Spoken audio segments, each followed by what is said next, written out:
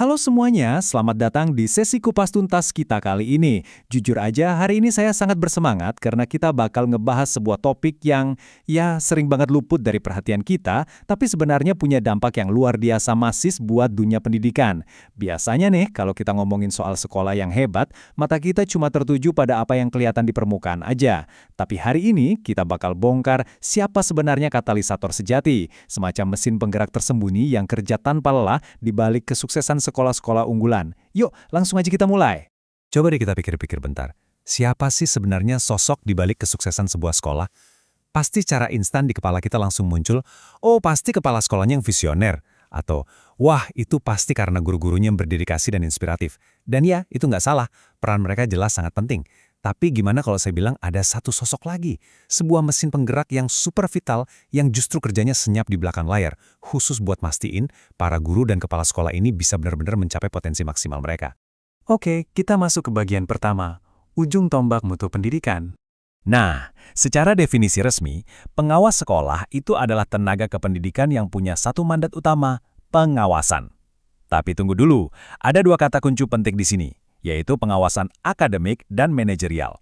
Jadi tujuan utamanya itu sama sekali bukan buat cari-cari kesalahan ya. Justru mereka secara aktif bekerja buat ningkatin kualitas pendidikan di sekolah tersebut. Ibaratnya, mereka ini kayak arsitek yang bantu ngerancang ekosistem sekolah biar berfungsinya jauh lebih mulus. Mastiin urusan akademik sama manajemennya itu bisa jalan seirama. Sayangnya, masyarakat kita tuh sering banget terjebak sama mitos lama. Banyak yang mengira kalau pengawas itu cuma sekedar penilai yang kaku, semacam inspektor galak yang datang cuma buat ngasih kritik. Padahal realitanya sekarang udah jauh lebih dinamis loh. Peran sejati mereka saat ini adalah sebagai pembina dan mitra. Jadi, mereka hadir sebagai mentor yang suportif dan rekan strategis buat pihak sekolah.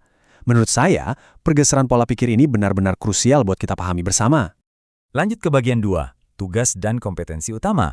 Sebenarnya ada 4 tugas pokok yang jadi nyawa dari profesi ini. Pertama, supervisi akademik, yang murni fokus ke kualitas pembelajaran di dalam kelas. Kedua, supervisi manajerial, yang urusannya lebih ke tata kelola sekolahnya. Ketiga, monitoring dan evaluasi. Nah, yang keempat ini menarik banget, membina dan memberikan motivasi. Perhatikan deh kata kerjanya, mereka itu nggak cuma ngawasin secara pasif, tapi mereka proaktif ngasih arahan, ngasih solusi, dan yang paling penting, memantik motivasi seluruh elemen sekolah buat terus maju. Tentu aja, buat ngejalanin tugas yang berlapis-lapis itu, ngandelin insting aja nggak akan cukup. Mereka wajib banget menguasai 5 kompetensi dasar. Ada integritas kepribadian, kemampuan supervisi akademik, supervisi manajerial, keahlian evaluasi pendidikan, dan ini dia, yang paling esensial, kompetensi sosial. Kenapa elemen sosial ini penting banget? Karena ujung-ujungnya pekerjaan mereka ini kan berurusan langsung sama manusia.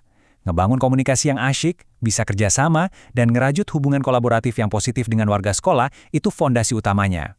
Kalau nggak ada rasa saling percaya, ya pembinaan sehebat apapun nggak bakal membuahkan hasil. Kita masuk ke bagian ketiga, mengangkat potensi guru. Dampak nyata dari kehadiran seorang pengawas itu langsung kerasa banget loh sama para pendidik di lapangan. Prosesnya bertahap, mulai dari langkah pertama mereka ngebimbing guru dari fase perencanaan, ngebantu matengin perangkat dan strategi belajarnya. Terus, pas mereka masuk ke kelas, itu bukan buat ngejudge, mereka melakukan supervisi kelas buat ngamatin prosesnya, nyari celah perbaikan dan ngasih saran yang praktis. Nggak berhenti di situ, mereka juga dorong guru-guru buat ikut pelatihan.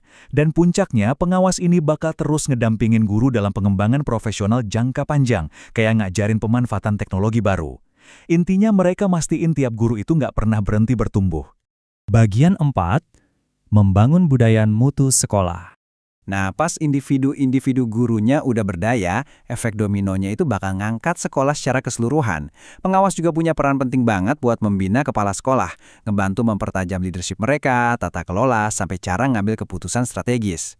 Dengan manajemen yang solid dan guru-guru yang kompeten, sekolah itu secara otomatis bakal ngebentuk yang namanya budaya mutu, entah itu dalam kedisiplinan maupun prestasi. Selain itu, pengawas juga jadi garda terdepan buat mastiin pemenuhan standar nasional pendidikan. Mereka nih yang jaga kompasnya biar arah sekolah selalu tepat sasaran. Kalau mau disimpulkan, semuanya itu bermuara pada satu persamaan sederhana, tapi maknanya dalam banget.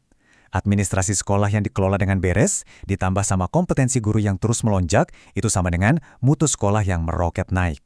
Indikator ini ngebuktiin kalau kesuksesan seorang pengawas itu terikat langsung sama kesuksesan sekolah itu sendiri.